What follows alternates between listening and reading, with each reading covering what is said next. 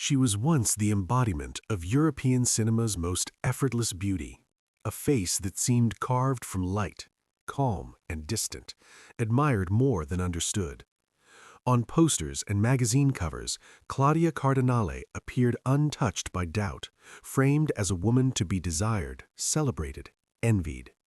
To the public, she was certainty itself, a symbol of grace born fully formed, as if cinema had simply discovered her waiting. But the truth of Claudia Cardinale's life does not begin with confidence, nor with ambition. It begins with silence. A silence that followed her long before fame arrived, and one that would stay with her even at the height of adoration. Behind the image of the fearless star lived a young woman who never asked to be extraordinary, who never dreamed of being seen by millions, and who never imagined that success could feel like captivity. For decades, audiences believed they were watching a woman in control, yet control was the very thing Claudia lacked. The applause concealed a private reality shaped by pressure, secrecy, and endurance. Her rise was not a triumph carefully planned, but a current that pulled her forward whether she resisted or not. Only much later would the world begin to understand that the serenity on screen masked a life lived under constraint, that the beauty celebrated by cinema came at a cost rarely spoken aloud. Claudia Cardinale was not merely acting in films, she was surviving a system that demanded her silence, her obedience, and eventually her pain. This is not the story of a star discovering fame. It is the story of a woman discovering how much of herself she would have to lose before she could finally begin to reclaim it. Claudia Cardinale was born far from the world that would later claim her. Raised in Tunisia by Italian parents, her childhood unfolded in a space untouched by red carpets or artistic ambition. Cinema was not part of her imagination. She did not rehearse dreams of stardom in front of mirrors, nor did she chase attention. Her desire was modest and grounded, to live quietly, to become a schoolteacher, to belong to an ordinary rhythm of life. Those who knew her as a girl described her as reserved, difficult to read, almost withdrawn. She was not cold, but contained. Her beauty, though undeniable even then, did not translate into vanity. She carried herself with a seriousness that felt older than her years, shaped by discipline and a sense of restraint learned early. In her family, no one worked in film or theater. There were no connections, no encouragement toward the arts. Her parents could not have predicted that their daughter's life would soon be redirected by forces beyond their understanding. For Claudia, the future felt settled, and she was content with that certainty. Yet beneath her quiet exterior was a strength that would later define her survival. Long before she understood fame or power, Claudia learned how to observe, how to endure, how to remain composed when circumstances shifted without warning. Those skills were not learned on film sets. They were forged in a childhood where silence often spoke louder than words. When cinema finally entered her life, it did not arrive as a calling. It arrived as an interruption. The turning point came without intention, a beauty contest she had never planned to enter, a title she never sought, and suddenly Claudia Cardinale's life veered off its quiet course. What appeared to others as opportunity felt to her like confusion.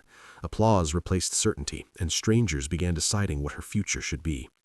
At first she resisted. Invitations arrived, suggestions followed, yet she hesitated. Cinema did not feel real to her. It felt distant, almost intrusive, as though it belonged to another life entirely. When early offers surfaced, she declined them, calmly, without drama. She was not afraid. She simply did not wish to abandon the life she had already chosen. But cinema has a way of returning. A brief appearance in a small film project, made almost casually with classmates, traveled farther than expected. When it was screened publicly, doors opened that could not easily be closed again. Producers began to notice not only her beauty, but something quieter and more compelling, an inner gravity that translated on camera without effort. Still, Claudia remained reluctant. She did not rush forward. She hesitated at every step, unsure whether acceptance meant surrender. Each advance toward film felt less like a victory and more like a negotiation with fate. What the world interpreted as discovery, Claudia experienced as gradual displacement. In that moment, her life divided in two. There was the future she had imagined, and the one now unfolding without her permission. When Claudia finally stepped into cinema, it was not with confidence, but with caution. Rome offered promise, yet nothing came easily. Her presence intrigued directors, but her voice, deep, husky, marked by a strong French accent, unsettled producers who expected something softer, more compliant. They admired her face, but doubted her suitability. In their eyes, she was incomplete. She studied, observed, and endured correction after correction. Every day felt like a test she had never agreed to take. The discipline of acting demanded precision, yet she was still learning how to exist in a world that moved faster than her instincts allowed. At times, the pressure became unbearable. Disappointed and exhausted, Claudia considered walking away entirely, returning to Tunisia and reclaiming the quiet life she had once wanted so badly. But cinema does not release those it has already claimed. A contract arrived, and with it, obligation. Her early roles were modest, sometimes brief, yet they placed her firmly on a path she could no longer escape. When recognition finally came, it arrived unevenly, praise mixed with doubt, admiration shadowed by control. Success followed before she fully understood its consequences. One film lifted her visibility overnight, turning her into a familiar face across Italy. Audiences embraced her, critics took notice, and the industry began to shape her image with increasing confidence. Yet Claudia herself felt unchanged. Fame did not grant clarity. It only intensified the feeling that her life was no longer entirely her own. She was becoming known everywhere, while remaining unknown to herself. By the early 1960s, Claudia Cardinale reached a height few could rival. In a single stretch of years, she appeared in films that would later be regarded as landmarks of cinema. The industry no longer questioned her place within it. She was no longer emerging. She had arrived. Critics praised her restraint, audiences adored her presence, and her name became inseparable from the idea of European elegance. Yet this period, often remembered as her golden age, was also the most physically and emotionally demanding. Claudia was required to move constantly between projects that could not have been more different in spirit. One demanded discipline, silence, and absolute control. The other thrived on chaos, improvisation, and emotional exposure. She adjusted endlessly, switching not only roles but entire ways of thinking, often within the same day. What appeared glamorous from the outside was in reality relentless. Long hours, constant travel, and unspoken expectations eroded her sense of stability. There was no time to reflect, no space to question whether this life suited her. Success came too quickly to be examined. Years later, when asked about this period, Claudia rarely spoke of triumph. Instead, she spoke of endurance, of luck, of having survived an intensity that left little room for doubt, because doubt would have required rest. At the very moment she seemed most powerful, she was learning how fragile that power truly was. Just as Claudia's career reached unquestionable legitimacy, another struggle deepened quietly beneath the surface. Despite her success, one part of her identity remained withheld: her voice. For years it was replaced, judged unsuitable, erased in favor of something deemed more acceptable. Audiences watched her speak, but heard someone else. Even as her image filled screens, her true presence was divided. At the same time, power within the industry began to close around her. Contracts tightened, schedules became absolute. Decisions about her work, her movement, even her private life were no longer hers alone. Under the promise of protection and advancement, control replaced choice. Claudia worked continuously, her labor generating success while her autonomy steadily disappeared. During this period, she carried a secret that threatened everything she had built: a pregnancy, concealed by force and fear, unfolded in isolation. She was pushed to continue working until concealment was no longer possible. Exhaustion turned into despair. The pressure to remain silent, to preserve an image untouched by reality, pushed her toward the edge.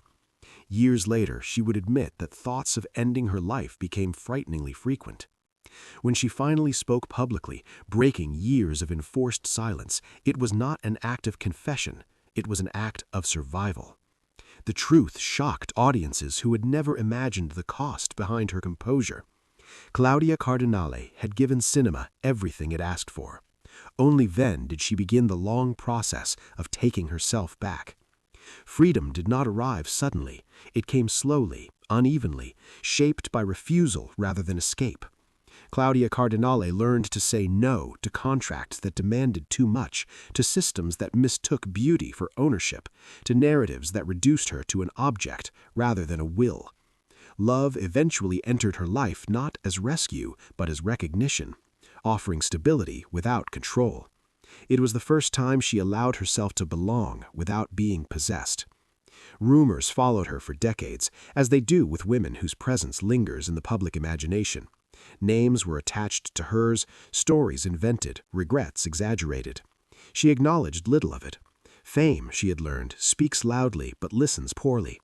What mattered to her was not the mythology built around her image, but the quiet truth of having endured without surrendering her core. In later years, she rejected nostalgia. She did not live in the past, nor did she attempt to relive it. Acting remained part of her identity, not because it brought applause, but because it allowed transformation.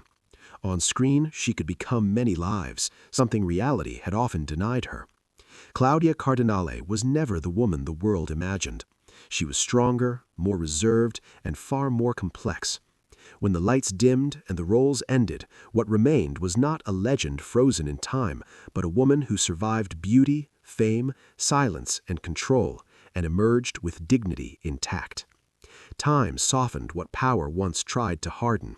As the years passed, Claudia Cardinale was no longer asked to prove herself, nor was she required to disappear.